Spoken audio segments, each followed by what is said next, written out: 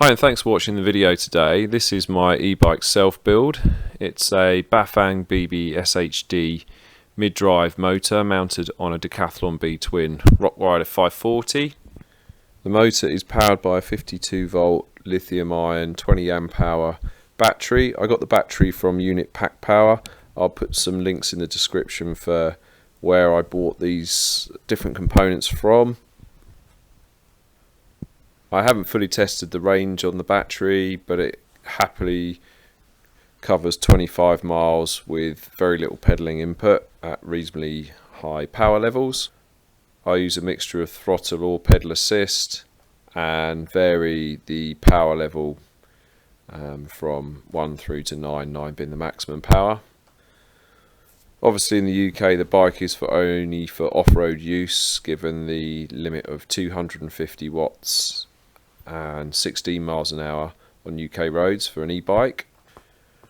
There's just a couple of extra things I had to buy for the bike to kind of make it most comfortable. Firstly, it was the tyres, which are the Schwalbe Big Ben Plus tyres, which are e-bike rated, and secondly was the Suntour NCX seat stem, which is kind of shock absorption, which was excellent and in my opinion essential. I did probably 100 miles without it. My back was really sore after every journey, and this has made a massive difference. So here's just a close-up of the Suntour seat post and just the bike stock saddle mounted onto it. It was obviously quite a lot cheaper than the alternative, which is probably the more popular and well-known Thud Buster by Cane Creek. I haven't got experience of that particular seat post, but here it's very good as well. Just panning down to show that it's still got the Shimano Altus drivetrain on there, so that came with the bike, and that's the original front cog as well that came with the mid-drive system. So one of the things I found was that the motor kept torquing round, so dropping a bit, and perhaps I hadn't tightened things up enough, but yeah, I have now, and it's nice and tight and doesn't move. But I put this addition, I found this on the internet, addition of cable ties to really cinch it up and bring it in nice and tight and give it that extra bit of support, and that's been excellent. And since I added those, it hasn't been a problem. You can buy brackets, I guess, that mount onto the bike, and they can do the same thing, but this is much cheaper and easier and works really well and doesn't look too bad at all, I think. Okay guys, this is the bike from the other side. Yeah, just showing you how I've run the cable ties and the cabling. This is where you'll need the additional spanner, which has teeth that dig into each of these to tighten this down. Really important to tighten this down nicely. I had to space here a little bit. You can see that, there you go. Had to space in here just to get the triangle off a little bit, because of the spaces I'd put in. Yeah, but works well, and yeah, really pleased with it. So switching on, so you just press and hold the middle button down, and then you get the display. My up and down the wrong way around because I mounted it this side, not on the other side on the left, but I'm happy. Get used to it. And then you obviously turn up your power or power down, and then speed display and miles completed, so I'm nearly 500. And then I've got the thumb throttle here if I want to use it, but I also use pedal assist, so either, and then the clutch system to cut off. And you can see when I hit the clutch, it gives you a little exclamation mark to show that it's cut the power, and then when you let go it goes, so that's good. You can play around with this, and there's other videos out there on that, but yeah, I can show you some other bits on there if you like.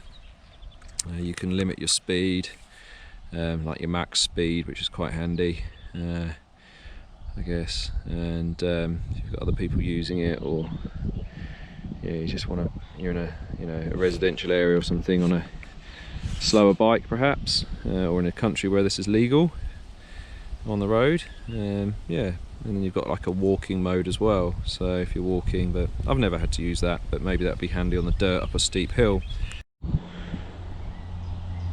So I also wanted to show you guys the clutch system. That's something I had to think about for a little while. I've got it mounted underneath the brake, and that basically cuts the motor, so then you can change gear without ruining your drive chain. It's pretty handy when you're off-road if you just want to cut the power quickly, briefly, and you know, you don't have to brake to cut the power or change gear to cut the power. So I actually really like having it. It's almost like a clutch system on a motorbike. Works really well, and that's just with the lever that came with the BBSHD, and yeah, I just mounted it next to the existing brake lever that came on the bike as standard. Yeah, I'm really pleased with that actually, and initially I was concerned. I did look at using a brake cut-off, but it's not easy with these brakes that on this bike, so just didn't work so well. So then you've got gear cut-off, which I have got the cable for, but decided not to use. I just didn't feel like I needed it. Just more cabling, and it keeps it pretty slick. So the battery, as I say, was in this lunar cycle bag. Sorry, I'm holding the camera and operating this, but it just zips in basically and sits in here nicely. You've got the charge port there. It's actually got a mobile phone kind of USB charging port, I guess, as well. I don't use it, but yeah, it fits quite well in there, and I've just packed it out a little bit just to shock absorb and put some foam underneath it. So I'm just going over the bumps, and then it zips in really easily. Kind of handy to have these bags if you're mid-cycle riding, you need to take something off and just pop them in there. But cable ties are essential, so I've used cable ties there to kind of keep everything neat and tidy. And I don't know if you can make that out, but yeah, the cadence sensors on the back wheel, so you can see on a spoke, and then that just goes past this little unit here, which is cable tied on there nice and neatly, and then runs back to the motor, and gives you readings up obviously on the display. So some last things to mention around this bike and reasons why I love it. The great thing about the mid-drive is obviously all the weight being in the middle, gives a nice balance to the bike when you're riding it.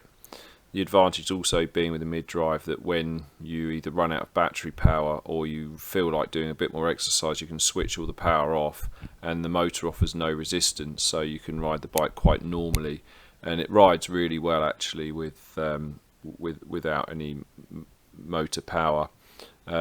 Actually also, you know, by luck or judgment, the gear changes on this are excellent as well and super smooth, which I love. Okay guys, thanks for watching my video today. If you've got any questions or comments, please leave them down below, and please like the video and subscribe, which will help to keep the channel going and encourage me to make more videos. Thanks.